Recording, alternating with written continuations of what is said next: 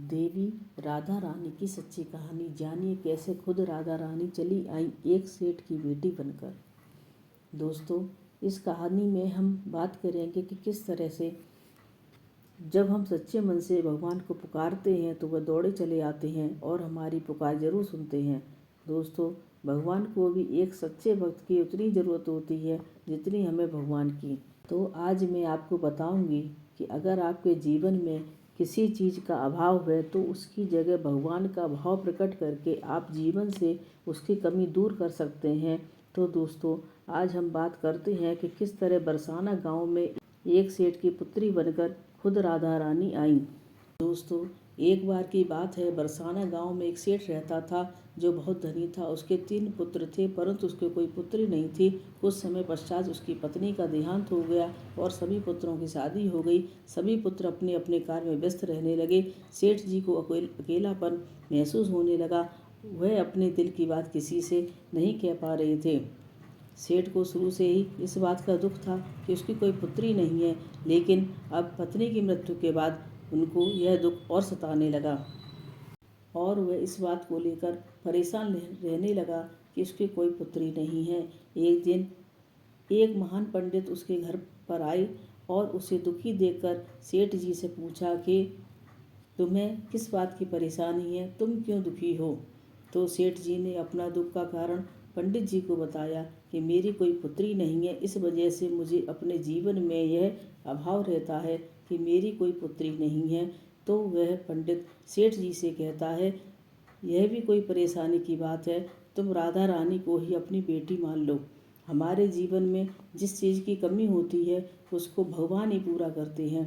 परेशान होने से क्या होगा, तुम राधा रानी को अपनी बेटी मानो और उससे अपने दिल की बात किया करो, देखना तुम्हें यह अभाव कभी नहीं सताएगा।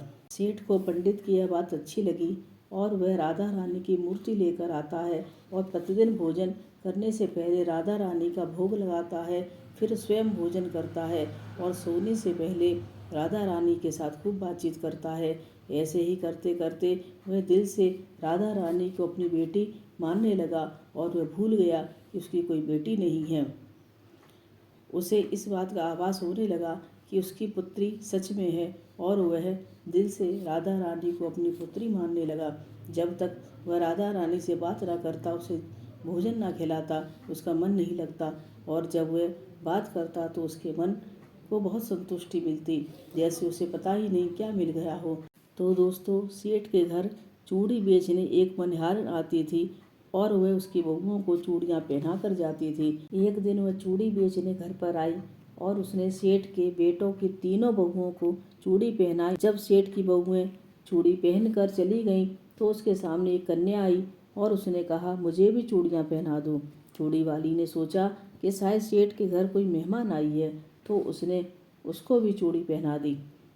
उसके बाद चूड़ी वाली सेठ से पैसे मांगने सेठ की दुकान पर पहुंची और बोली कि चूड़ी के पैसे दे दो, और उसने पहले से अधिक पैसे मांगे। तो सेठ ने कहा, तुमने चूड़ी का दाम बढ़ा दिया है क्या। तो उसने कहा कि नहीं, मैंने चूड़ी का दाम तो नहीं बढ़ाया, परंतु आज मैं 4 को चूड़ी पहना कर आई हूँ। उसने कहा, मेरे घर पर तो 3 ही बहुएं हैं। तो उसने कहा, नहीं, मैंने आज 4 को चूड़ी पहनाई है।